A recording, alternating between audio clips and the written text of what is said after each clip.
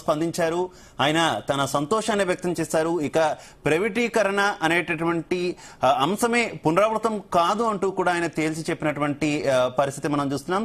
ఈ సందర్భంగా ఆయన కేంద్ర ప్రభుత్వానికి కూడా ధన్యవాదాలు చెప్పారు. మనది కూడా బాధ్యత ఉంది, ప్రతిసారి ప్యాకేజీలు అడగడం కరెక్ట్ కాదు అంటూ కూడా ఆయన వ్యాఖ్యానించినటువంటి పరిస్థితి కనిపిస్తుంది. అయితే ఈ ప్యాకేజీకి సంబంధించి తెలుగుదేశం పార్టీ కావచ్చు, భారతీయ జనతా పార్టీ కావచ్చు, జనసేన పార్టీ కావచ్చు, కూటమిలో ఉన్నటువంటి పార్టీలన్నీ హర్షం వ్యక్తం చేస్తుంటే వైసీపీ మాత్రం ఇదంతా కూడా కొంత కుట్ర కోణంలోనే ఉంది. పూర్తి స్థాయిలో ప్రైవేటీకరణ ఆపడానికి సంబంధించి ఒక ప్రకటన రావడం కానీ, శైలిలో విలీనంకి సంబంధించినటువంటి ఒక డెసిషన్ కానీ ఏది రాలేదు. ఇదంతా కూడా కంటి తుడుపు చర్యలంటూ కూడా విమర్శిస్తున్నటువంటి పరిస్థితి.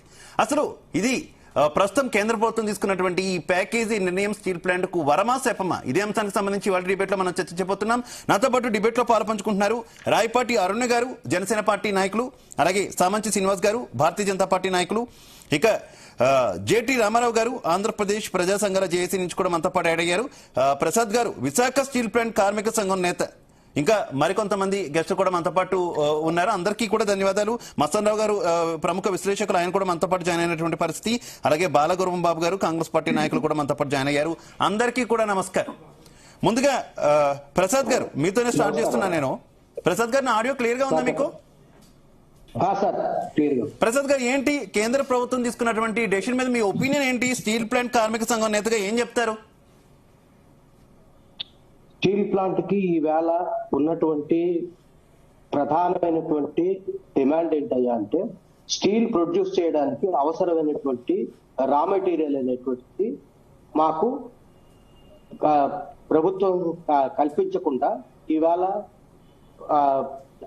దానివల్ల నష్టాలు వస్తున్నాయి అనేటువంటిది మా అందరి నమ్మకం. అలాగే పార్లమెంట్ సాక్షిగా కింజరపు రామ్మోహన్ నాయుడు గారే గతంలో ప్రతిపక్ష పార్టీగా ఉన్నప్పుడు ఆయన చెప్పారు. ఇప్పుడు ఉన్నటువంటి పరిస్థితుల్లో ఈ విశాఖపట్నం స్టీల్ ప్లాంట్ కి లాభాలు రావాలంటే సొంతంగా ఐరన్ ఓర్ గన్లు ఉంటేనే విశాఖపట్నం స్టీల్ ప్లాంట్ ఇంకొక భావితరానికి ఉపాధి కల్పిస్తూ ఖచ్చితమైనటువంటి ప్రభుత్వ రంగంలో కొనసాగుతూ ఆంధ్రప్రదేశ్ ఉపాధి నిరుద్యోగులకు ఉపాధి అనేటువంటి లభిస్తుంది. ఇది కంటిన్యూ అవ్వాలని ఉంటే ఖచ్చితంగా విశాఖపట్నం స్టీల్ ప్లాంట్ కి సొంత గనులు ఉండడం అంటే ప్రధానమైనటువంటి అడ్డం. ఇవాళ ప్యాకేజీ ద్వారా వచ్చేటువంటి అమౌంట్ ని మేము స్వాగతిస్తూనే ఖచ్చితమైనటువంటి విశాఖపట్నం స్టీల్ ప్లాంట్ కి మనం శాశ్వతంగా పరిష్కారం జరగాలంటే దీనికి ఖచ్చితమైనటువంటి గనులు కేటాయిస్తూ, లేదా గనులు కేటాయించలేకపోతే సెయిల్లో దానిలో మెర్జ్ చేసి, అలాగే విశాఖపట్నం స్టీల్ ప్లాంట్ కి 20,000 భూమి ఉంది. ఈ భూమిని రాష్ట్రపతి కార్యక్రమం దానిని విశాఖపట్నం స్టీల్ ప్లాంట్ పేరును మారిస్తే -6,000 కోట్లుగా ఉన్నటువంటి మా నెట్వర్క్ వాల్యూ ఇవాళ 70,000 కోట్లుగా మారుతుంది. ఈ 70,000 కోట్లుగా మారితే ఖచ్చితమైనటువంటిది విశాఖపట్నం స్టీల్ ప్లాంట్ కి అప్పు ఇవ్వడానికి ప్రతి ఒక్కరూ ముందుకు వస్తారు. ఈ రకంగా చేయకుండా ఈ ప్యాకేజ్ అనేటువంటి దీన్ని ఇచ్చి 6 నెలలు 8 నెలలు నడపాలనేటువంటి ప్రభుత్వం తాలూకు ఆలోచన. ఈ ఆలోచన విరమించుకొని రాష్ట్ర ప్రభుత్వం సహకారంతో రాష్ట్ర ప్రభుత్వం ఖచ్చితమైనటువంటి కేంద్రం మీద ఒత్తిడి తీసుకొచ్చి విశాఖపట్నం స్టీల్ ప్లాంట్ ని కాపాడుతూ విశాఖపట్నం స్టీల్ ప్లాంట్ తాలూకా అభివృద్ధిని భావితరాలకి అందించి, దీని ద్వారా ప్రాణాలు కోల్పోయినటువంటి 32 మంది ప్రాణాల తాలూకా త్యాగాలు, అలాగే 64 గ్రామాల తాలూకా ప్రజల తాలూకా త్యాగాలను గుర్తిస్తూ ప్రసాద్ గారు ఒక్క పాయింట్ చెప్పాలి. ఈ ప్యాకేజ్ తర్వాత స్పందించినటువంటి కూటమి పార్టీలన్నీ కూడా విశాఖ స్టీల్ ప్లాంట్ కు ఊపిరి పోసింది కేంద్రం అంటూ కూడా చెప్తున్నటువంటి పరిస్థితి. నిజంగా ఊపిరి పోయడమే అంటారా ఇది? సార్, ఊపిరి పొయ్యడం అంటే ఊపిరి ఇప్పటికీ కూడా మా పేరుకి ఉరితాడు ఉంచారు సార్. ఎందుకంటే ఉంచారని ఎందుకు చెప్తున్నానంటే, ఈ అఫైర్స్ కమిటీ ఇవాళ కూడా 21 జనవరి 27వ తారీఖున మమ్మల్ని 100% స్ట్రాటజిక్ సేల్ అనేటువంటి దాన్ని నిర్ణయం చేశారు. అదే దానిలో నుంచే ఆ నిర్ణయాన్ని వెనక్కి తీసుకోలేదు. ఇప్పటికి కూడా ఆ నిర్ణయాన్ని వెనక్కి తీసుకోలేదు. కాబట్టి మేము దాన్ని అది చూస్తే భయపడుతున్నాం. Right, okay okay. రామారావు గారు నా ఆడియో క్లియర్ గా ఉందా మీకు? ఉందండి. రామారావు గారు, మీ ఒపీనియన్ ఏంటి? ప్రజా సంఘాల జేసీ నుంచి మీ ఒపీనియన్ ఏంటి? మీ ప్రజా సంఘాల జేసీ నుంచి మీ ఒపీనియన్ తెలిసిన తర్వాత నేను పొలిటికల్ పార్టీస్ దగ్గరికి వెళ్తాను, ఏం చెప్తారు? వాస్తవానికి భారతదేశంలో స్టీల్ పరిశ్రమ చాలా ఒడిదుడుకులు ఎదుర్కొంటా ఉంది. ప్రధానమైన సమస్య మనకి చైనా నుంచి వస్తా ఉంది. భారతదేశంలో విశాఖ ఉక్కు, ఆంధ్రలో ఉక్కు, మన వైజాగ్ స్టీల్ ప్లాంట్ సంబంధించి చూస్తే ఇవాళ ప్రకటించింది కొంత రిలీఫ్, భారీ స్థాయిలో రిలీఫ్ అని చెప్పలేము కానీ కొంత రిలీఫ్ అని చెప్పొచ్చు. అదే సందర్భంలో కేంద్ర ప్రభుత్వం ఇంకా 7-8 ప్రైవేట్ స్టీల్ ప్లాంట్లకి ఆర్సిలర్ మెటల్ గానీ, నిస్సాన్ గ్రూప్ గానీ, జిందాల్ గానీ వీళ్ళకి పర్మిషన్లు కూడా ఇస్తా ఉంది. సో వీళ్ళు ఒక వైపున స్టీల్ ప్లాంట్ ని కాపాడుతున్నామని చెబుతూనే ప్రైవేట్ స్టీల్ ప్లాంట్లకి ఇంక్లూడింగ్ కడప కూడా, సరే ఏదేమైనప్పటికీ పరిశ్రమలు రావాలి, ఉపాధి పెరగాలి, డెవలప్మెంట్ కావాలి, అందులో వెనకడిగేసేది ఏమీ లేదు. అంటే డబుల్ స్టాండర్డ్ కనబడతా ఉంది, అదొకటి. మరీ ముఖ్యంగా ఇప్పుడు పోస్కోతో చేసుకున్న ఒప్పందం రద్దు చేయలేదు. ఎక్స్ప్రెషన్ ఆఫ్ ఇంట్రెస్ట్ నోటీసు పేకల మీద కత్తిలాగా వేలాడుతూ ఉన్నాయి. మరి ఈ పరిస్థితుల్లో వీళ్ళు నిన్న కాక మొన్న ప్రధానమంత్రి గారు 8వ తేదీన వచ్చారు కదా సార్, ఇవాళ నాకు తెలిసి 9 రోజులు అయి ఉంటది. మరి ఆవేళ ప్రజల సమక్షంలో ప్రధానమంత్రి గారే భారీ బహిరంగ సభలో, ర్యాలీలో ఈ మాట చెప్పుంటే ఎంత గౌరవంగా, ఎంత హుందాగా ఉంటది. ఆందోళనకారుల్ని, ఉద్యమకారుల్ని అరెస్టులు చేసి వాళ్ళ మీద కేసులు పెట్టి పోలీస్ స్టేషన్ చుట్టూ తిప్పి నాశనం చేసి 4 సంవత్సరాలుగా కార్మికులు ఆందోళన చెంది కుటుంబాలు రోడ్డు పాలైతేనే గానీ స్పందించలేని పరిస్థితికి వచ్చింది. ఏదేమైనప్పటికీ కూడా నేను ప్యాకేజీలతో సరిపోదు, పార్లమెంట్ లో ప్రకటించేంత వరకు కూడా విశాఖ స్టీల్ ప్లాంట్ ఉద్యమాన్ని ఖచ్చితంగా కొనసాగిస్తాం. రైట్. మనతో పాటు ప్రత్యేక హోదా సాధారణ సమితి అధ్యక్షులు చలసాని శ్రీనివాస్ గారు జాయిన్ అయ్యారు. శ్రీనివాస్ గారు నమస్తే అండి. హలో శ్రీనివాస్ గారు, నా ఆడియో క్లియర్ గా ఉందా మీకు? ఉందండి. శ్రీనివాస్ గారు, ఏం చెప్తారు? ఈ రోజు స్టీల్ ప్లాంట్ కి సంబంధించి కేంద్ర ప్రభుత్వం ప్రకటించినటువంటి పునరుజ్జీవ ప్యాకేజ్ ఇది ఊపిరిలూదుతుంది అని చెప్పి కుటుంబ పార్టీలు అంటున్నాయి, విపక్షాలేమో కాదంటున్నాయి, మీరేమంటారు? మొట్టమొదటిగా ఆహ్వానిద్దాం అండి.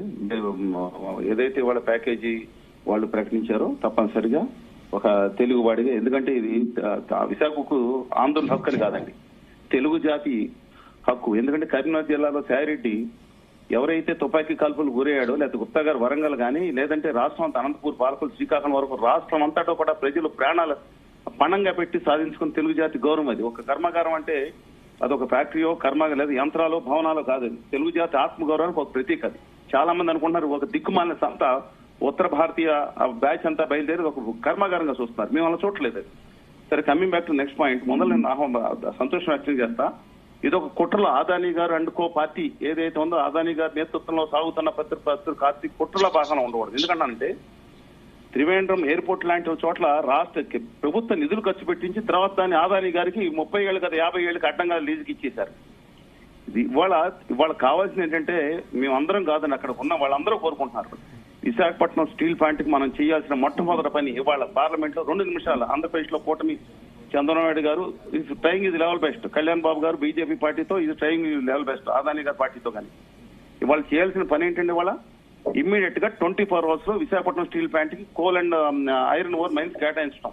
24 అవర్స్ లో కేటాయించవచ్చు, సేల్ నుంచి మెయిన్ నుంచి డైరెక్ట్ చేసి 24 అవర్స్ లో. దానికి ఉన్న ఈక్విటీ ఏదైతే లోన్స్ ఏదైతే ఉందో 14% లోన్స్ మాకు, అదానీ గారికి, అంబానీ గారికి 9% లోన్లా. ఈ లోన్లు 14% దీనికి అప్పులు చూపించి 30,000 కోట్లు ఇమ్మీడియట్ గా ఈక్విటీ క్యాపిటల్ కన్వర్ట్ చేసి రాష్ట్ర ప్రభుత్వాన్ని బదలాయించి కేవలం 10,000 కోట్లు ఇమ్మీడియట్ గా మనండి స్పెషాలిటీ స్టీల్లో వస్తుంది. దాని మీద రాజకీయ జోక్యం లేకుండా పెట్టండి. సంవత్సరానికి 3,000 నుంచి 5,000 కోట్లు తిరిగి మా రాష్ట్రానికి ఆ స్టీల్ ప్లాంట్ తిరిగి పన్నుల రూపాయన కానీ లేదా లాభం రూపాయన ఇచ్చే కెపాసిటీ రాజధానికి ఉంది. అంతే తప్ప 11,000 కోట్ల ప్యాకేజీ, 15,000 కోట్ల ప్యాకేజీ ఇది 3 సంవత్సరాల్లో జరిగే మళ్ళీ లాస్లు వస్తాయి. 3,000 కోట్లు అయిపోతాయి. ఇవాళ బ్లాస్ట్ ఫర్నేస్ 3 పక్కన పెట్టారు, 2లోనేమో మన అగ్ని ప్రమాదం, బయట ప్రైవేటీకరణ ఇచ్చారు. ఏందండి ఇది నాకు అర్థం కాదు. ప్రైవేటీకరణ ఇవ్వడం దాంట్లో లాస్ వచ్చింది. పక్కన అదానీ గారి పోర్టుకేమో సావ చెత్త కొట్టి రాష్ట్ర ప్రభుత్వాన్ని రాష్ట్ర ప్రభుత్వ హక్కును తీసుకెళ్లి ఆ పోర్టుకి అప్పచెప్పారు. ఇవాళ ఆ పోర్టుని తిరిగి రాష్ట్ర ప్రభుత్వం టేక్ ఓవర్ చేసి ఇవాళ స్టీల్ ప్లాంట్ కి సముచితమైన సరఫరాలు వెంటనే వచ్చేటట్టు ఏర్పాటు చేస్తే నిలబడుతుంది. ఇది మళ్ళీ ఎవరికి లాభం చేయడం? ఓకే శ్రీనివాస్ గారు, నేను మళ్ళీ మీ దగ్గరకు వస్తాను. పొలిటికల్ పార్టీస్ ఒపీనియన్ కూడా తీసుకునే ప్రయత్నం మనం చేద్దాం. రాయపట్టి అరుణ్ గారు నమస్తే, నా ఆడియో క్లియర్ గా ఉందా మీకు? నమస్తే సార్, మీకు ప్యానెల్లో ఉన్న పెద్దలకి, వీక్షకులకి నమస్కారం. అరుణ్ గారు ఏం చెప్తారు ఈ ప్యాకేజ్ కి సంబంధించి? ముందుగా ఈ ఉద్యమ సంఘాలు అలాగే ఇతర నాయకుల చేత, ముఖ్యంగా స్టీల్ ప్లాంట్ కార్మికుల చేత కూడా మాట్లాడించాను కదా, అందరూ ఒపీనియన్స్ మీరు విన్నారు. ఈ ప్యాకేజీకి సంబంధించి ఏం చెప్తారు ఇప్పుడు? సార్, ఇప్పటి వరకు జరిగినటువంటి స్టీల్ ప్లాంట్ కి సంబంధించి ఎప్పుడైతే గత ప్రభుత్వం టైంలో కేంద్ర ప్రభుత్వం ప్రైవేటీకరణ చేయడానికి ఒప్పందాలు మొదలు పెట్టిందో అప్పటి నుంచి కూడా స్టీల్ ప్లాంట్ ఉద్యోగులు పెద్ద ఎత్తున దీని మీద నిరసన తెలియజేస్తున్న విషయం మనందరికీ తెలుసు. ఎందుకంటే అది కేవలం ఒక పరిశ్రమగానో కర్మాగారంగా ఎవరు చూడట్లేదు, అది క్లియర్ గా ఆంధ్రుల ఆత్మాభిమానంగా ఆత్మగౌరవంగానే చూశారు. కాబట్టి సెంటిమెంట్ తో ముడిపడినటువంటి వ్యాపారంగా ఆ స్టీల్ ప్లాంట్ అనేది ఉంది ఆంధ్రప్రదేశ్ లో. కాబట్టి దాని అమ్మకానికి ఎవరు ఇష్టపడలేదు. మేబీ నష్టాలు వస్తున్నప్పటికీ కూడా ప్రభుత్వం దాన్ని క్లియర్ గా ఆంధ్రుల ఆత్మాభిమానంగానే చూడండి తప్ప దీంట్లో ఆదాయ వ్యయాలను చూడవద్దు, ఎంతో మంది బలిదానంతో వచ్చినటువంటి కర్మాగారం ఇది అని చెప్పేసి క్లియర్ గా అప్పటి నుంచి ఇప్పటికీ ఉద్యమాలు చేస్తూనే ఉన్నారు అక్కడ ఉన్నటువంటి ఉద్యోగులు. దీనికి ఆసరాగా మా పార్టీ అధ్యక్షులైనటువంటి ప్రస్తుత ఉప ముఖ్యమంత్రి పవన్ కళ్యాణ్ గారు ఆ రోజు బీజేపీతో పొత్తులో ఉన్నప్పటికీ కూడా క్లియర్ గా అప్పుడు తీసుకున్నటువంటి నిర్ణయాన్ని వ్యతిరేకిస్తూ కేంద్ర ప్రభుత్వంలో అమిత్ షా గారిని కలిసి ఇది మీరు కేవలం కర్మాగారంగా చూడొద్దండి, వ్యాపార ఉద్దేశంతో చూడొద్దు, ఈ పరిశ్రమని పూర్తిగా ఆంధ్రుల ఆత్మగౌరవానికి సంబంధించిన విషయంగా చూడండి, కావాలంటే దీనికి లాభాలు వచ్చే విధంగా గనులు కేటాయించడానికి మార్గాలు వెతకండి తప్ప ప్రైవేటీకరణ చేసేటువంటి ప్రయత్నాలు అయితే చేయొద్దు అని చెప్పేసి పూర్తిగా ఆంధ్రుల యొక్క మనోభావాలను తీసుకెళ్లి కేంద్రం దగ్గర పెట్టినటువంటి వ్యక్తి పవన్ కళ్యాణ్ గారు. అలాగే మద్దతు తెలుపుతూ ఒక రోజు పూర్తిగా నిరాహార దీక్ష చేస్తూ ప్లీజ్ దయచేసి మిగిలిన ప్యానలిస్ట్ లో మ్యూట్ లో పెట్టుకోవాలి. అరుణ్ గారు ప్లీజ్ కంటిన్యూ. ఒక రోజు మొత్తం కూడా నిరాహార దీక్ష చేసి విశాఖ పరిశ్రమకు సంబంధించినటువంటి కార్మికులకు ఆయన సంఘీభావం తెలియజేశారు. అలాగే ఎన్డీఏ కూటమి అధికారంలోకి వచ్చిన తర్వాత కూడా మండలిలో మొట్టమొదటిగా ప్రస్తావన చేస్తూ స్టీల్ ప్లాంట్ కి సంబంధించినటువంటి సాధ్యాసాధ్యాలను కూడా ప్రస్తావిస్తూ ఇది ఎట్టి పరిస్థితుల్లో కూడా ప్రైవేటీకరణ జరగడానికి వీల్లేదు, దీనికి ఉన్నటువంటి అన్ని విషయాలు ప్రస్తావిస్తున్నారు. అరుణ్ గారు అన్ని విషయాలు ప్రస్తావిస్తున్నారు. ఈ వ్యవహారంలో అన్ని పార్టీలు చేసినటువంటి కృషి, అలాగే పవన్ కళ్యాణ్ గారు చేసిన కృషి అందరూ స్వాగతిస్తారు.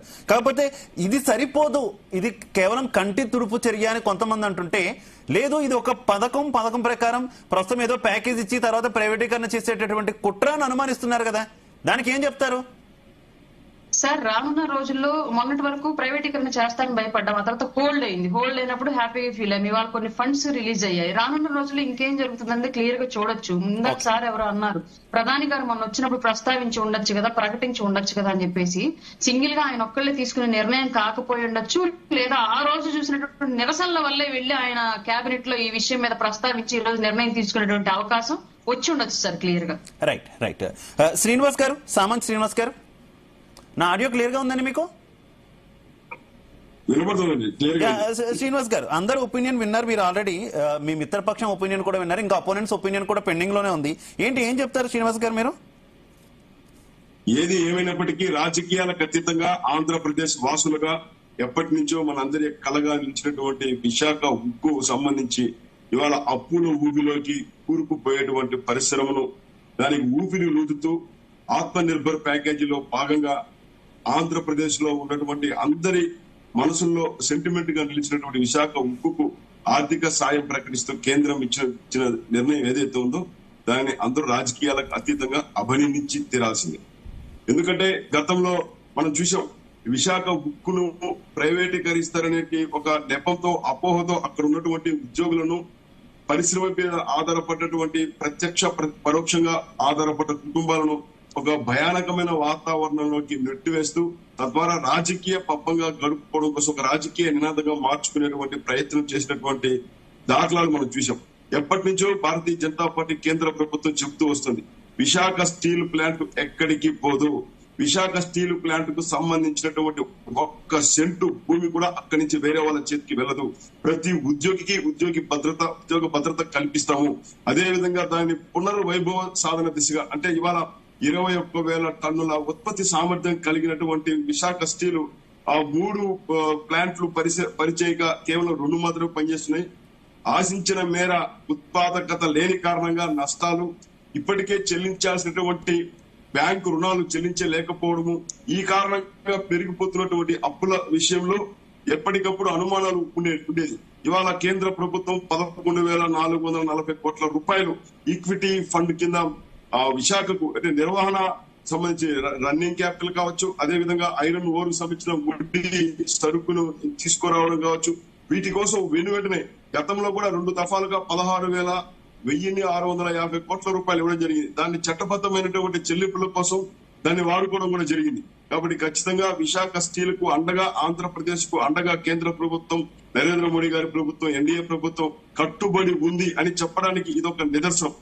జనవరి 7వ తారీఖు విశాఖ కేంద్రంగా 2 లక్షల కోట్ల రూపాయల నిధులు శంకుస్థాపనలు కావచ్చు, ప్రారంభోత్సవాలు చేస్తే అనేక మంది నోరెళ్ల పెట్టారు. మరి విశాఖ స్టీల్ యొక్క ప్రస్తావన రాలేదని. మరి ఇవాళ తీరా విశాఖ స్టీల్ కోసం అని ప్రత్యేకమైన ప్రస్తావన చేస్తూ కేబినెట్ ఆమోదించి 11,000 భారీ సాయం చేస్తూ బాధ్యతగా ముందుకెళ్తున్నటువంటి క్రమంలో రాజకీయాలు పక్కన పెట్టి అభినందించాలి.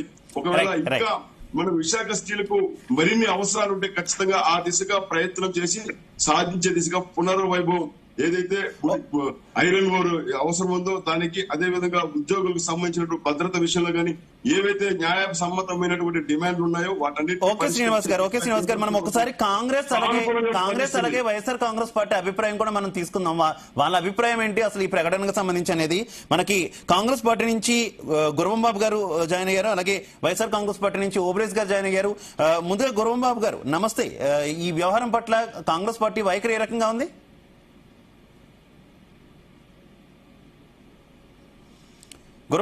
గురవంబాబు గారు. సార్ నమస్తే సార్. యా నమస్తే అండి, ప్లీజ్ కంటిన్యూ. సార్ నమస్తే సార్. సార్ సోదరులు చెప్పినట్టుగా ఇప్పుడు మనకు ఇన్ని రోజులు విశాఖ ఉక్కు కర్మాగారాన్ని ప్రైవేటీకరణ చేస్తామని చెప్పినటువంటి కేంద్ర ప్రభుత్వం కావచ్చు, దానికి మద్దతు తెలిపినటువంటి స్టేట్ గవర్నమెంట్ కావచ్చు, వీళ్ళందరూ కూడా చేసి ఈ రోజు మనకు ఎంత నష్టం కలిగించేటువంటి తీరులో ఉన్నప్పుడు కాంగ్రెస్ పార్టీ తరఫున కూడా మేమందరం కూడా మా ఏపీసీసీ అధ్యక్షురాలు షర్మిలారెడ్డి గారి యొక్క కఠినమైనటువంటి పోరాటం చేయడం, వాళ్ళందరినీ కూడా తీసేయడం మీరందరూ కూడా చూశారు.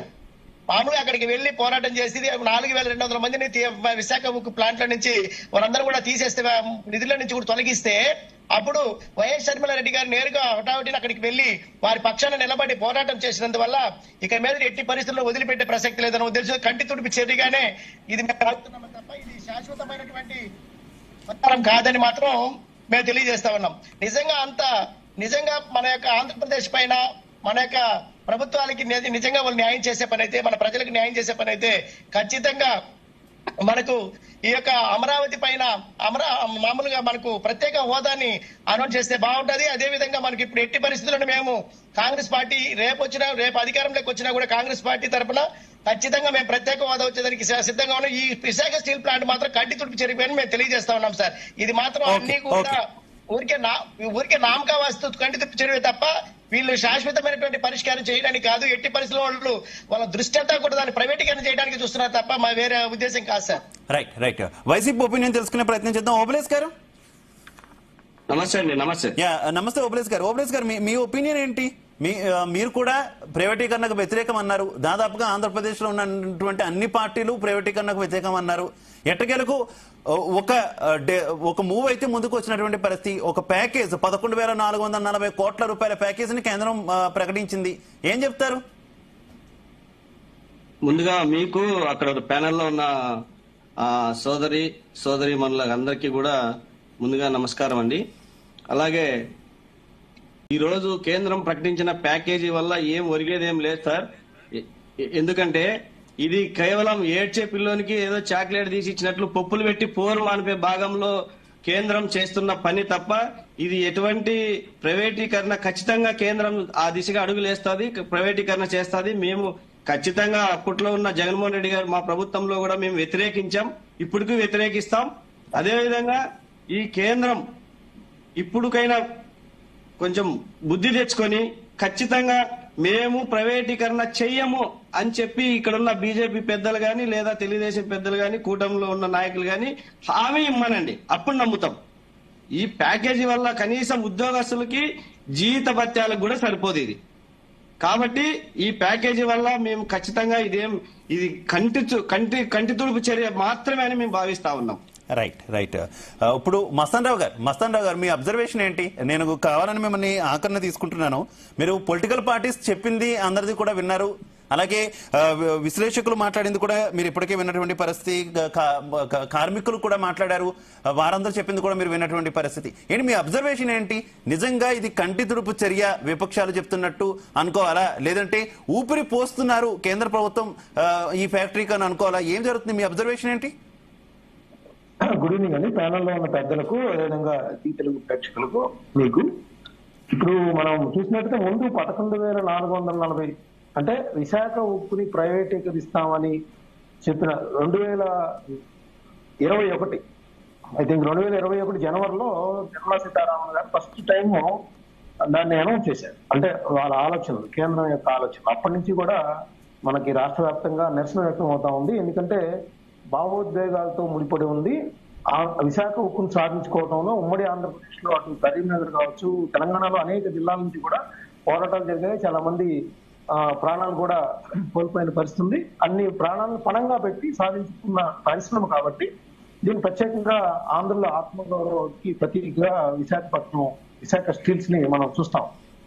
అయితే ప్రస్తుతం అయితే గత 4 సంవత్సరాలుగా జరుగుతున్న పరిణామాలు, కేంద్ర ప్రభుత్వం తీసుకుంటున్న చర్యలు, పోస్కో లాంటి వాటికి 20,000 ఎకరాలు కట్టబెట్టాలని చేసిన ప్రయత్నాలు, ఇవన్నీ చూసిన నేపథ్యంలో అప్పుడున్న వైఎస్ఆర్సీపీ ప్రభుత్వం అంత పోరాట పందాలను అంత పెద్దగా అనుసరించింది. అంటే గతంలో ప్రత్యేక హోదా కోసం వాళ్ళ ఎంపీల చేత రాజీనామా చేయించిన చరిత్ర జగన్మోహన్ రెడ్డి గారి. అలాంటిది అధికారంలోకి వచ్చిన తర్వాత మాత్రం ఆయన ఎందుకో విశాఖ ఉక్కు లాంటి పరిశ్రమను కేంద్రం విక్రయిస్తుందని ఒక సూచనలు, లీక్లు అన్ని ఇచ్చినప్పటికీ కూడా కొన్ని నిర్ణయాలు కూడా తీసుకున్న పరిస్థితి కూడా ఉంది.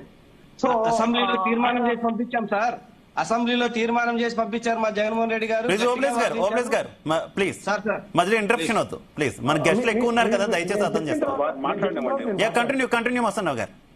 అంటే సార్ నేను అనేది ఏంటంటే పోరాట పందా వేరు, ఒక లెటర్లు రాయటం వేరు. పోరాట పందా అంటే ఇప్పుడు ఆయన అంతకుముందు కూడా ప్రత్యేక హోదా గురించి చాలా చేశారు జగన్మోహన్ రెడ్డి గారు. అలాంటిది మరి ఒకసారిగా పీక్ స్టేజ్ తీసుకెళ్లి ఎందుకు రాజీనామాలు చేయించారు అంటే ఒత్తిడి తెలియజేయటానికి, ప్రజల అభిప్రాయాలు కేంద్రానికి తెలియజేయటానికి. ఆ విధంగా చూసినట్లయితే అనేక బిల్లులకు సంబంధించి, అంటే నాకు 25 మంది ఎంపీలు ఇస్తే నేను రాష్ట్రానికి అన్ని నిధులను అంతా ప్రత్యేక హోదా వస్తానని ప్రజల వద్దకు పరిస్థితి ఉంది ఆ రోజు. సో ఆయన కూడా అంత అత్యధికమైన మెజార్టీ 151, అలా విధంగా 22 మంది ఎంపీలను కూడా ఇచ్చిన పరిస్థితి. ఆ ఉద్దేశంతో నేను మాట్లాడాను, వేరే ఆయన విమర్శించాలని కాదు. ఓకే సరే, ఓకే సార్. ఇప్పుడు ఏంటంటే ఇందాక ప్రసాద్ గారు చెప్పారు, ఏంటి మెడ మీద కత్తి వేలాలి. ముందు విశాఖ ఉక్కుకు అవసరమైన, ప్రొడక్షన్కి అవసరమైన ముడిసరు. ఇందాక అశ్విని వైష్ణవ్ గారు రిలీజ్ చేసిన ప్రకటనలో చూస్తే NMDCతో మాట్లాడుతున్నాము ముడిసరు గురించి అన్నారు తప్పితే ఈయన క్యాప్టివ్ మైన్స్ కేటాయిస్తామనేది ఎక్కడా లేదు దానిలో. అది ఒక అబ్జెక్షన్. అంటే దీన్ని ప్రస్తుతానికి బలోపేతం చేసి ఎవరికో విక్రయానికి ఒక రెడీగా చేయడానికి చేస్తున్నారా అనే అనుమానాలు కూడా కార్మిక సంఘాల్లో ఉన్నాయి. అదేవిధంగా ఇప్పుడు ఉన్న వైసీపీ కావచ్చు, ఇంకా ప్రత్యర్థి పార్టీలో ఉన్నాయి. ఎందుకంటే భారతీయ జనతా పార్టీ ఒక పాలసీ నిర్ణయం తీసుకుంది. ఏంటి? కేంద్రం, భారత ప్రభుత్వం వ్యాపారాలు చేయకూడదు, భారత ప్రభుత్వం ప్రభుత్వ రంగ సంస్థల్ని విక్రయిస్తుంది. ఆ పాలసీ నుంచి ఇది భావోద్వేగాలతో ముడిపడి ఉన్న అంశం కాబట్టి, విశాఖ ఉక్కుకు ఒక ప్రత్యేక స్థానం ఉంది కాబట్టి దానిలో నుంచి మినహాయించే విధంగా ఇవాళ నరేంద్ర మోడీ గారు ఇందాక ట్వీట్ కూడా చేశారు. యాక్చువల్ గా దీనికి సంబంధించి ఆత్మనిర్భరలో భాగంగా విశాఖపట్నం అనేది భావోద్వేగాలతో ముడిపడి ఉన్న అంశం. దీన్ని మరింత ఆంధ్రప్రదేశ్ ప్రభుత్వం, ఆంధ్రప్రదేశ్ ప్రజల పట్ల మేము ఏ విధమైన సానుకూల దృక్పథంతో ఉన్నాము అనేది ఆయన చేశారు. అయితే ఇప్పుడు ప్రసాద్ గారు కోరుకున్న విధంగా, కొంతమంది ఇప్పుడు మన చలసాని శ్రీనివాస్ గారు కోరుకున్న విధంగా, ఇది విశాఖ ఉక్కుని ఎట్టి పరిస్థితుల్లోనూ ప్రైవేటు పరం చేయబోము, దాన్ని ఖచ్చితంగా నష్టాల ఊపిన నుంచి బయటకు తెచ్చే విధంగా. ఎందుకంటే నైపుణ్యం గల కార్మికులు ఉన్నారు. గత 4 సంవత్సరాల క్రితం కూడా 900 కోట్ల రూపాయల ఆదాయాన్ని ఆర్జించిన పరిస్థితి ఉంది. సో క్యాప్టివ్ మైన్స్ ని కేటాయించడం వెంటనే, ప్రైవేట్ రంగ సంస్థలకు వెంటనే కేటాయిస్తున్నప్పుడు మనం కేటాయించడానికి ఏంటి, ప్రభుత్వ రంగంలో ఉన్నదానికి. సో అది కేటాయించాలి. అదేవిధంగా ఇప్పుడున్న 11,440 కోట్ల రూపాయలు రిలీజుకి సంబంధించి వాళ్ళ ఒక క్లిస్టల్ క్లియర్ క్లారిటీ ఇవ్వాలి. క్లారిటీ ఇచ్చేసేసి దీనికి సంబంధించి ఖచ్చితంగా 2 ఫర్నిస్లే కాదు, ఆగస్టులో 3వ ఫర్నిస్ కాదు, ఇట్లాంటి ఎప్పుడు కూడా భవిష్యత్తులో దీన్ని మాత్రం మా పాలసీ నుంచి నిర్ణయిస్తాము అనే ఒక ప్రకటన ప్రధానమంత్రి నుంచి తెచ్చేలాగా అటు పవన్ కళ్యాణ్ గారు కానీ, చంద్రబాబు నాయుడు గారు కానీ ఒత్తిడి తేవాల్సిన అవసరం ఉంది. ఎందుకంటే ఎన్డీఏ ప్రభుత్వం ఆంధ్రప్రదేశ్ ఎంపీల మీద ఆధారపడింది కాబట్టి ఖచ్చితంగా చేయాల్సిన అవసరం ఉందో నేనైతే అనుకుంటున్నాను. రైట్. చలసాని శ్రీనివాస్ గారు, చలసాని శ్రీనివాస్ గారు, ఇప్పుడు మస్తాన్ రావు గారు చెప్పినట్టే గతంలో నిర్మలా సీతారామన్ కూడా ఒక కీలక ప్రకటన చేసినటువంటి పరిస్థితి. లాభ నష్టాలతో సంబంధం లేకుండా మేము స్టీల్ ప్లాంట్ ని అమదలుచుకున్నాము, ఇది మేము తీసుకున్నటువంటి పాలసీ అంటూ కూడా ఆమె క్లియర్ చేసినటువంటి సిచ్యువేషన్. ఇప్పుడు వెనక్కి తగ్గారు అని కూటమి పార్టీలు చెప్తున్నటువంటి పరిస్థితి ఎంతవరకు నమ్మసక్యం అనుకోవాలి? ఒకటి అందరికీ కూడా ఒకటే చెప్తున్నాను, వాళ్ళ అక్కడ ఉన్న వాళ్ళందరికీ నా మనసులో నేను అనుకుంటాను, అక్కడ ఉన్న ప్యానలిస్టులు కానీ ఇక్కడ చూసే అందరికీ విశాఖపట్నం స్టీల్ ప్లాంట్ మన నిలబెట్టుకోవాలని అందరికీ ఉంది మనస్ఫూర్తిగా. కానీ రాజకీయ ఒత్తిళ్లు కొంతమందికి ఉండొచ్చు. ఇద్దరు ఈ దేశాన్ని నడుపుతున్నారు, వాళ్ళ ఒత్తిడి లొంగకూడదు. ఫస్ట్ అండ్ ఫార్మోస్ట్ నేను చెప్తున్నాను కదండి, దాన్ని ఇందాక పెద్దలు వారు చెప్పినట్టు దీన్ని అందంగా ముస్తాబ్ చేసి ఒక అప్పచెప్పడానికి తయారు చేస్తున్నారు. ఇంతకుముందు ఏం చేశారు? నిర్మలా సీతారామన్ గారు, నేను నిర్మలా సీతారామన్ గారితో మాట్లాడినప్పుడు నేను చెప్పాను, లాస్ట్ టైం 2 విషయాలు మాట్లాడాను. పోలవరం గంట 20 నిమిషాలు వారు మాట్లాడిన తర్వాత ఒకటే ఒక విషయం తెలియజేశారు, ఏ విధంగా లాభం జరుగుతుంది వాళ్ళు అనేది ఏంటంటే పెట్టాలి. ఇప్పుడు ఇవ్వాలకేనండి, ఇవాళ వాళ్ళు పార్లమెంట్ తీర్మానం చేయమనండి. పార్లమెంట్ ఇచ్చిన హామీకే వేలు లేనప్పుడు తీర్మానం చేసి ఎట్టి పరిస్థితుల్లో విశాఖ ఉక్కుని అమ్మేది లేదు. లేదా ఇది కూడా మేము అట్లేదు సెయిల్లోని కానీ ఇప్పుడు సెయిల్ ఎన్ఎండిసి కూడా మైన్స్ ఉన్నాయి, మీరు కేటాయించవచ్చు కదా, ఎందుకు కేటాయించట్లేదు? దీన్ని ముస్తాబు చేసి తర్వాత పేక నరకటానికా? నేను అన్న మాట కొంచెం పరుషంగా ఉండొచ్చు, కానీ ఎంత బాధతో అంటున్నామంటే ఇవాళ ఫస్ట్ అండ్ ఫార్మోస్ట్ నేను దాంట్లో ఇంకోటి కూడా చెప్తున్నాను, 14% వడ్డీలు అలాగేసి అంబానీ గారికి ఆదానీ గారికి 9% వడ్డీకి దీనికి అప్పులు పెరిగిపోయినాయి. దాన్ని ఈక్విటీ కేటల కింద మార్చి ఇమ్మీడియట్ గా రాష్ట్ర ప్రభుత్వం దక్కలు చేయమనండి. ఇది శాశ్వతమైన జరుగుతుంది. ఇవాళ ఈ 11,400 కోట్లు ఎప్పుడు ఇస్తారు తెలుసా అండి? 2-3 ప్యాకేజీ పెడతారు, సంవత్సరానికి 3-4 వేల కోట్లు నష్టం వచ్చింది. మేమేం చేయాలి? ఈ ప్యాకేజీ కూడా తెలియదు కాబట్టి ఇప్పుడు చాలా ఇబ్బందికరమైన పరిణామం. అందుకని నేను త్రూ రెస్పెక్ట్ టు ఎవ్రీవన్, వాళ్ళ మనసులో పార్టీలను డిఫెండ్ చేయడానికి వారు మాట్లాడుకోవచ్చు, తెలుగుదేశం కానీ జనసేన కానీ లేదా భారతీయ జనతా పార్టీ కానీ మాట్లాడుకోవచ్చు. కానీ మనసు పెట్టి ఆలోచించండి, శాశ్వతమైన పరిష్కారం మనకు అవసరము. ఇమ్మీడియట్ గా మైన్స్ ఇవాళ చంద్రబాబు నాయుడు గారు, కళ్యాణ్ బాబు గారు తలుచుకుంటే 24 అవర్స్ లో మైన్స్ వస్తాయండి. ఎందుకు దాని మీద దృష్టి పెట్టట్లేదు? It's due respect to them. 24 hours అండి. వాళ్ళ కేంద్ర ప్రభుత్వం కాదు టెండర్ ఏంటి నాకు తెలుసు కదా, నేను కూడా చదువుకోనండి కాదు. ఆల్రెడీ కేంద్ర ప్రభుత్వం ఉన్న మిగతా మైన్స్ ని కేటాయించవచ్చు. ఇవాళ ఆదాని ఇంకోటి చెప్తున్నాను, మిత్తలు గారు ఆ గుజరాతీ మార్వాడి వ్యాపారుల కోసం ఈ రాష్ట్రం ఉందా? నా ప్రజలు ఉన్నారా? ఆ పక్కన గంగవరం పోర్టు వాళ్ళు ఆపేస్తుంటే వాళ్ళు ఎందుకు మాట్లాడట్లేదు? రాష్ట్ర ప్రభుత్వం హోదా ఉంది కదా. ఆ రోజు వెంటనే రాష్ట్ర ప్రభుత్వం ఏం చేయాలి? కేవీ రావు గారి పోర్టు కాదండి, గంగవరం పోర్టుని తిరిగి రాష్ట్ర ప్రభుత్వంతో హక్కులో తీసుకునే అధికారం ఉంది. ఇంకో 13 సంవత్సరాలు పూర్తిగా 30-40 వేల కోట్ల విలువ చేసే పోర్టు కానీ అన్ని వేల ఎకరాలు కానీ రాష్ట్ర ప్రభుత్వ ప్రజలకు సంబంధించిందని జీవోలు స్పష్టంగా ఉంటే ఇవాళ దాని గురించి ఎందుకు? అందుకని చిత్తశుద్ధిలోపు అంటానండి నేను. దయచేసి వచ్చిన నిర్ణయం ఓకే తాత్కాలికమేది, అందంగా ముస్తాబు చేసిన తర్వాత అప్పచెప్తానిక స్టీల్ ప్లాంట్ ని ఎందుకని పార్లమెంట్ వాళ్ళు తీర్మానం చేయలేదు లేదా మాట్లాడలేదు?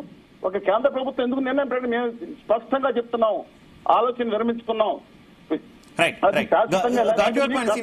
శ్రీనివాస్ గారు మీ పాయింట్ అర్థం తీసుకున్నాను. రాయపాటి అరుణ్ గారు స్పష్టమైనటువంటి ప్రకటన ఎందుకు రావట్లేదు? తొలి నుంచి కూడా దాగుడు మూతలు మాత్రమే కేంద్రం అవలంబిస్తుంది. ఏదో మేము ఆలోచిస్తున్నాం, లేదంటే ఇప్పటికి హోల్డ్ చేసాం, ఈ రకమైనటువంటి ప్రకటనలు ఇప్పుడు వచ్చినటువంటి ప్యాకేజీ లాంటి ప్రకటన తప్పితే అసలు మాకు ఆ ఉద్దేశం లేదు.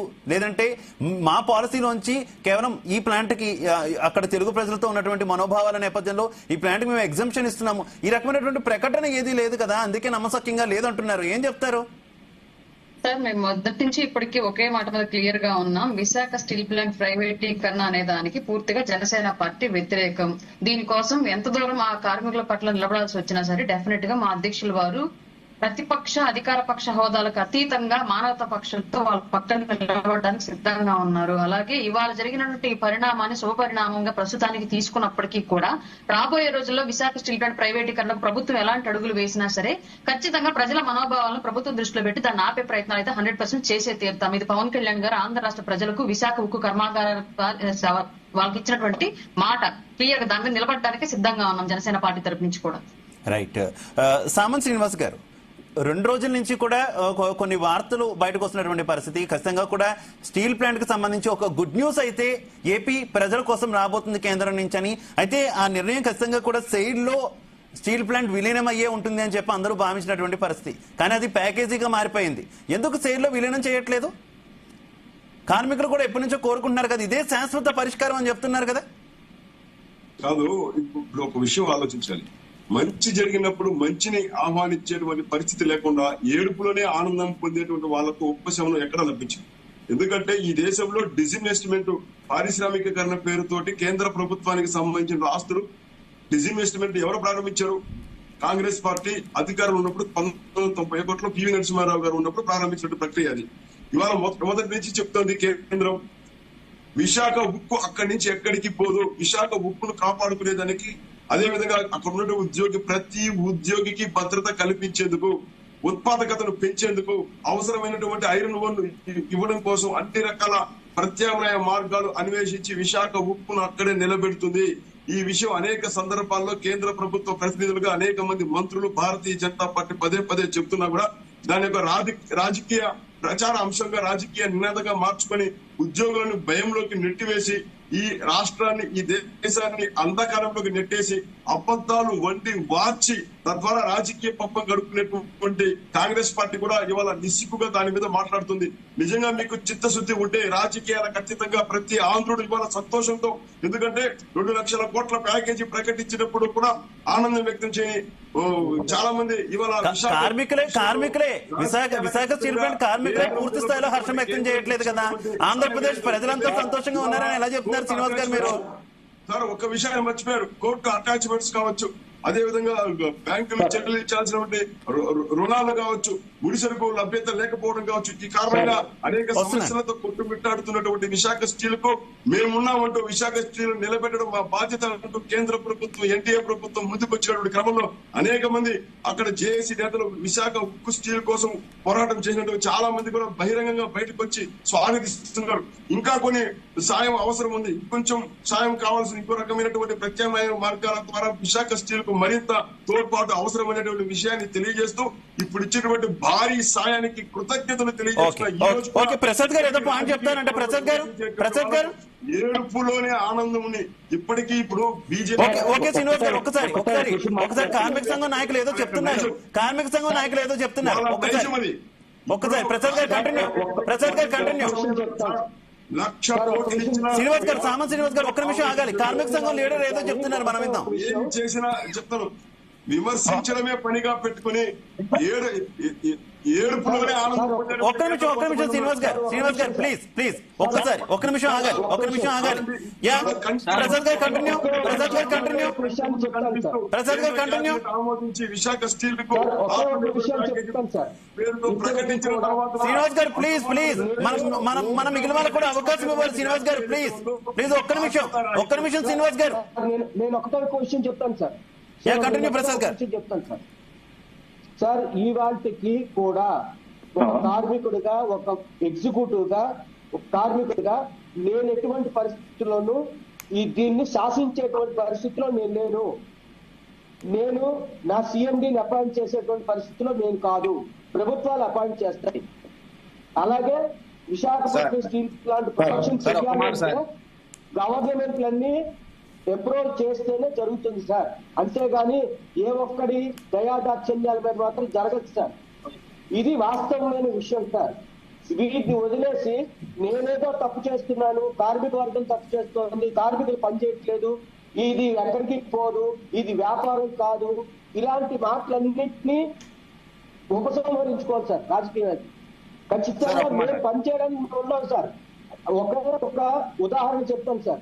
సెంట్రల్ ప్లాంట్ లో గత లాస్ట్ మంత్ లో ఒక కన్వేయర్ బెల్ట్ స్ట్రక్చర్ మొత్తం కూలిపోతే, ఆ కూలిపోయింది 1 వీక్ పడుతుందని చెప్పి అధికారులందరూ అనుకుంటే, కార్మిక వర్గంగా మేమందరం చాలా కష్టపడి 3 రోజుల్లో కూడా కంప్లీట్ చేసాం సార్. దాన్ని కంప్లీట్ చేసి ఇవాళ రోలింగ్ దీనికి ప్రొడక్షన్ కి దాన్ని అప్రూవ్ చేసుకోగలిగాం సార్. అలాగే ఆ ప్రొడక్షన్ ని ఎలా ఏం జరిగింది అంటే, కార్మిక వర్గం తాలూకా నోట్లని ఇవాళకి కూడా ఈ 4 నెలల నుంచి జీతాలు ఇవ్వకుండా మా నోరంతా నొక్కేస్తున్నారు.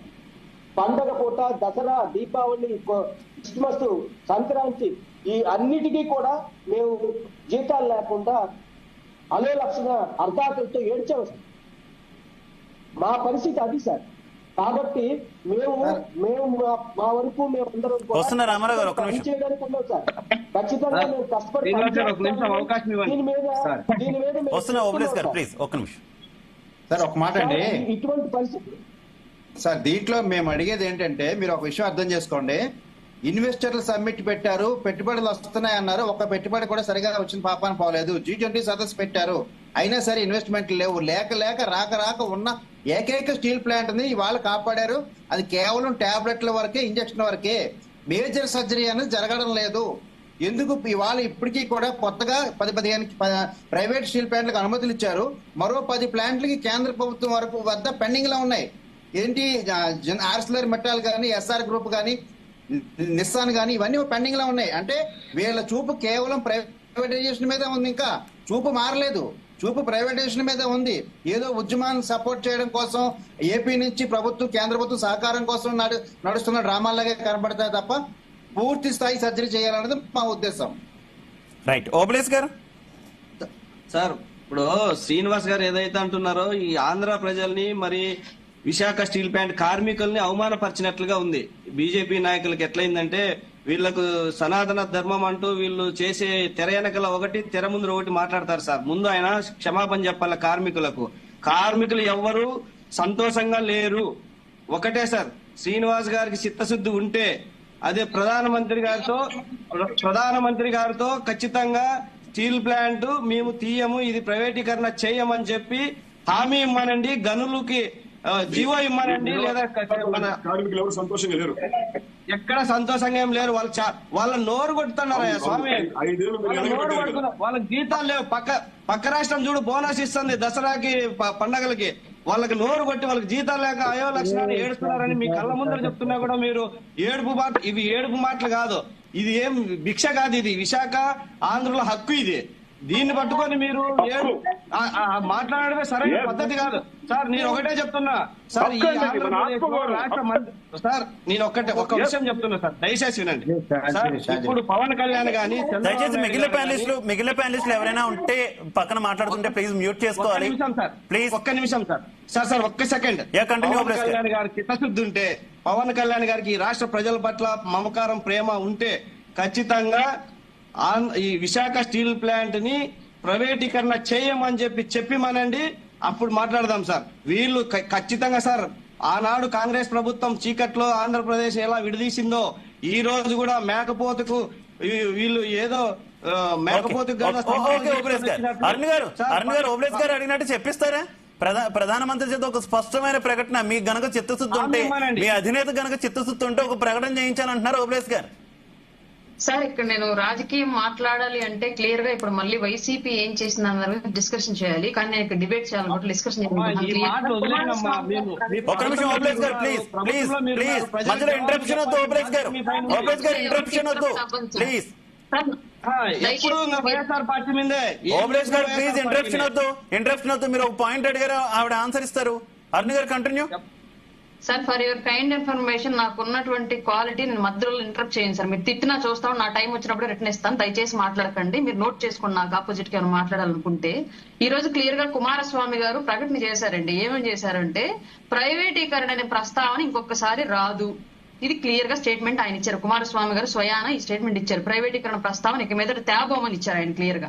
రెండోది, ఇప్పుడు కేటాయిస్తున్నట్టు ఈ ప్యాకేజీ కేవలం మొదటి దఫా మాత్రమే. రానున్న రోజుల్లో మరింత ప్యాకేజీని ప్రకటించి ప్రైవేటీకరణను ఆపేసి అభివృద్ధి దిశగానే స్టీల్ ప్లాంట్ ని తీసుకెళ్తాము అని ఆయన స్పష్టంగా క్లియర్ గా చెప్పారు. ఇందులో ఎవరికి ఎలాంటి కన్ఫ్యూజన్ అక్కర్లా, మొదటిది. రెండోది, ప్రధానమంత్రి గారు చెప్తున్న శంకల్లో పోస్తేనే తీర్థం అనేది మనం అందరం భావించేటువంటి విధానం కాబట్టి చూద్దాం. రానున్న రోజులు డెఫినెట్ గా ఇప్పటివరకు ఇంత జరిగిందని ఊహించలేదు కదా. పోరాటాలు చేసే వాళ్ళందరూ కూడా ఏదైనా సరే సాధించాలని ఉద్దేశంతో కూర్చున్నప్పుడు వాళ్ళు కొంత సాధించారు, మద్దతు ఇచ్చే వాళ్ళు కూడా వాళ్ళ మద్దతుకు అనుకూలంగా కొంత సాధించారు. రానున్న రోజుల్లో ప్రధానమంత్రి గారి నోటి నుంచి కూడా వింటామేమో, కుమారస్వామి గారి నోటి నుంచి ఏది విన్నామో రానున్న రోజుల్లో మోడీ గారి నోటి నుంచి కూడా వినొచ్చేమో. ఎందుకని పాజిటివ్ గా ఉన్నాం. అయితే ఒక్క పాయింట్ అరుణ్ గారు, అసలు విశాఖ స్టీల్ ప్లాంట్ నష్టాల బాట ఒక నిమిషం ఓబ్లేస్ గారు, విశాఖ స్టీల్ ప్లాంట్ నష్టాల బాట పట్టడానికి సొంత గనులు లేకపోవడమే పెద్ద ప్రాబ్లం. ప్రైవేట్ స్టీల్ ప్లాంట్లన్నింటికీ కూడా గనులు కేటాయిస్తున్నారు, కానీ ప్రభుత్వానికి సంబంధించినటువంటి స్టీల్ ప్లాంట్లకు, ముఖ్యంగా విశాఖ స్టీల్ ప్లాంట్ గనులు కేటాయించట్లేదు. ఇది చాలా ఇబ్బందికర పరిణామం. సొంత గనులు కేటాయించినప్పుడు మాత్రమే బయటకు వస్తుందని కార్మికుల నుంచి అందరూ కూడా మొత్తుకుంటున్నటువంటి పరిస్థితి. దీనికి గనులు కేటాయించాలి, లేదంటే గనులు ఆల్రెడీ ఉన్నటువంటి సేల్లో అయినా దీన్ని విలీనం చేయాలి. ఈ రెండు ప్రతిపాదనలు తీసుకొస్తున్నారు, కానీ ఈ రెండూ కాకుండా మిగిలిన అన్ని అంశాల చుట్టూ కూడా కేంద్రం తిరుగుతుంది అనేది ఆరోపణ. దాని మీద ఏం చెప్తారు? ప్రభుత్వమే ఈ స్టీల్ ప్లాంట్ ని నిర్వహించాలి అనుకున్నప్పుడు సొంత గనులు అనేవి లేకపోతే ఖచ్చితంగా ఈ ప్లాంట్ ని నిర్వహించడం కష్టమైంది అన్న విషయం కూడా ప్రభుత్వం దృష్టిలో డెఫినెట్ గా ఉండిద్ది సార్. ఇవాళ ప్రైవేటీకరణ చేయము అన్న మాట అయితే ఇచ్చారు కాబట్టి రానున్న రోజుల్లో గనుల కేటాయింపు మీద కూడా దృష్టి పెట్టేటువంటి అవకాశాలు అయితే లేకపోలేదు. కాకపోతే ఇప్పుడు ఇచ్చినటువంటి నిధులను ఏ విధంగా ఉపయోగించుకొని కార్మిక సంఘాలు ప్రొడక్టివిటీ ఎంత పెంచుతాయి, ప్రభుత్వానికి ఏ విధంగా ఆదాయం వస్తుంది అనే దాన్ని కూడా బేరీజు వేసుకొని గనుల కేటాయింపు అనే దాని మీద దృష్టి పెడతారని చెప్పేసి మాకు అనిపిస్తున్నటువంటి అంశం సార్ ఇది. రైట్.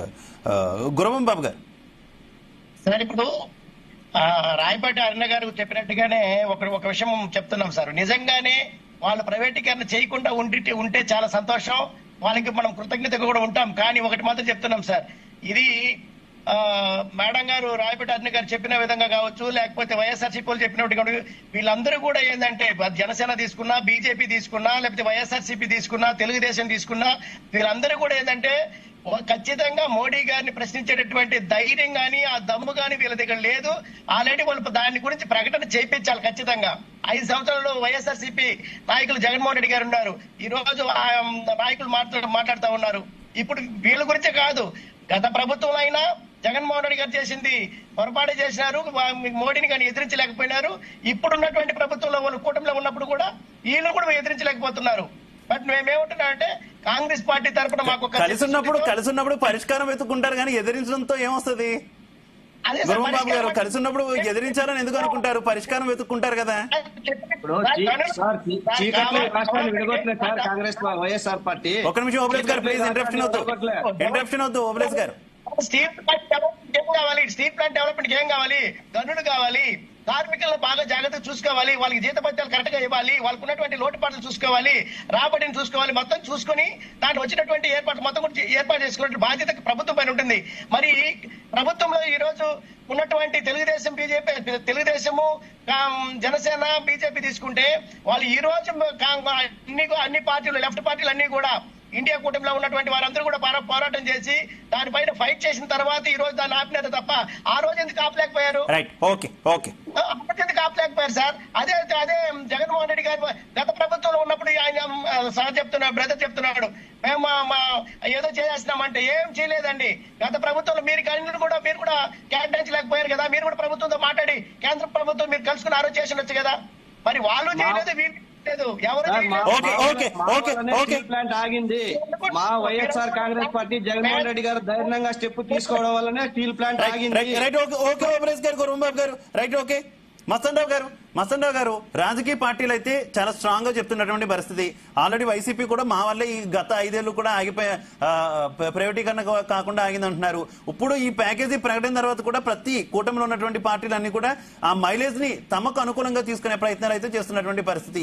ఇఫ్ ఇన్ కేస్ రేపు ఏదైనా కేంద్రం డెసిషన్ కనుక మళ్ళీ ప్రైవేటీకరణకు అనుకూలంగా ఉంటే ఈ పార్టీల సిచ్యువేషన్ ఏంటి అనుకోవాలి? ఈ పార్టీల స్టాండ్ ఏ రకంగా ఉండబోతుంది అనుకోవాలి? ఏం చెప్తారు మస్తన్ గారు? ఇప్పుడు కేంద్ర ప్రభుత్వం ఈ అన్ని డిమాండ్ల నేపథ్యంలోనే, లేదా మన పార్టీలు ఏవైతే జనసేన కానీ తెలుగుదేశం పార్టీ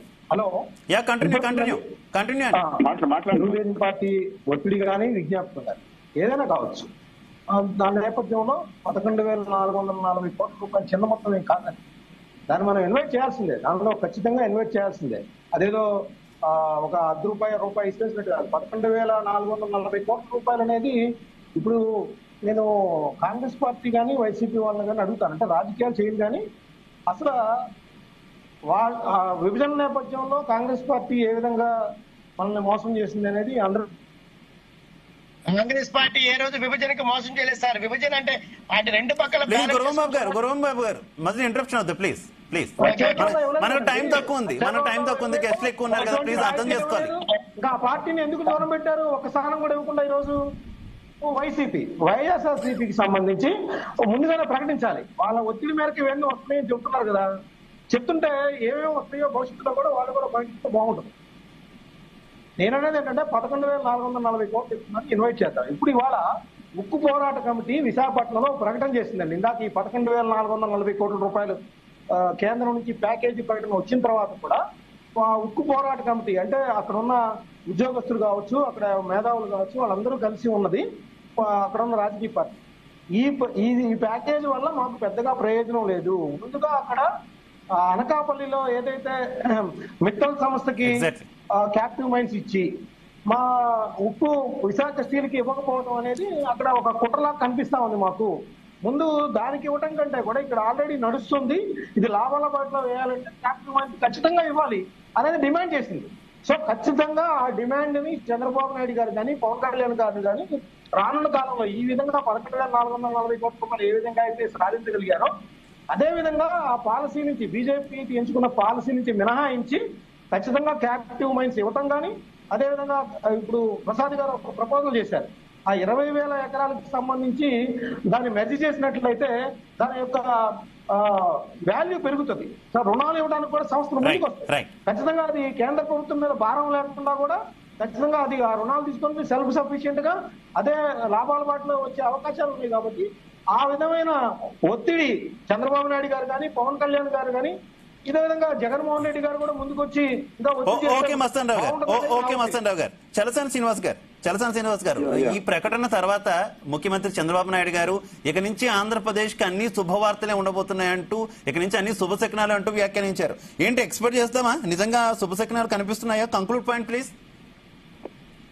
ఒకటేనండి, ఆశిద్దాం, పాజిటివ్ గా ఆహ్వానిద్దాం, కావాలని కోరుకుందాం. ఎందుకు నెగిటివ్ గా తీసుకుని ఫస్ట్ పాయింట్ ఏంటంటే నెగిటివ్ పాజిటివ్ గా ఆలోచిద్దాం.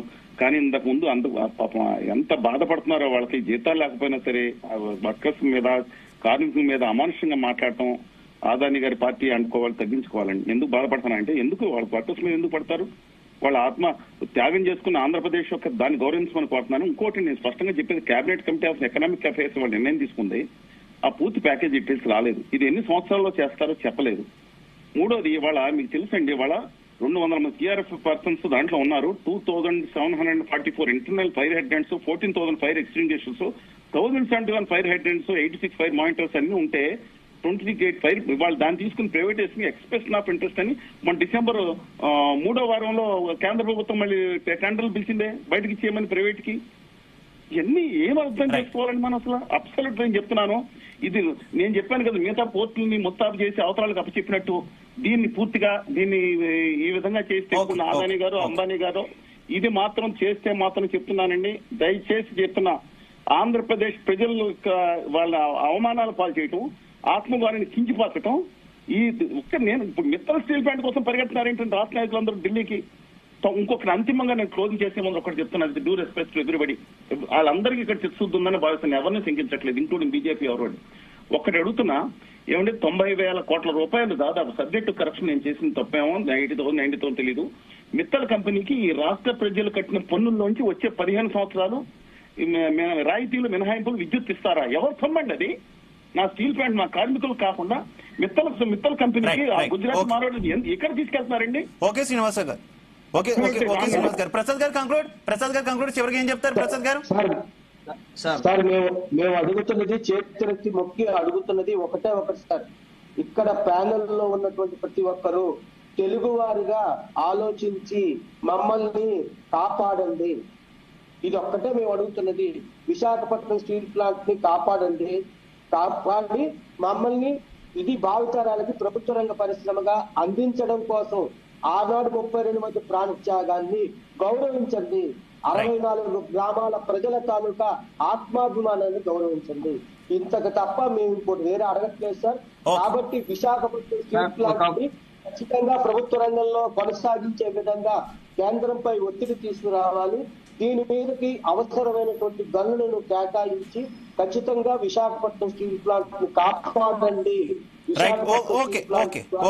రామారావు గారు చివరిగా ఏం చెప్తారు? అందరి దగ్గర కంక్లూడ్ చేసుకుంటా. ఇవాళ జీ తెలుగు న్యూస్ విశాఖ ఉక్కు ఆంధ్రుల మీద ఏపీ ప్రజల మనోభావాలు ఆకాంక్షల మీద రాజకీయ పార్టీల ఒక ప్రజాభిప్రాయ సేకరణ లాగా అద్భుతంగా మీరు చర్చను కొనసాగించారు.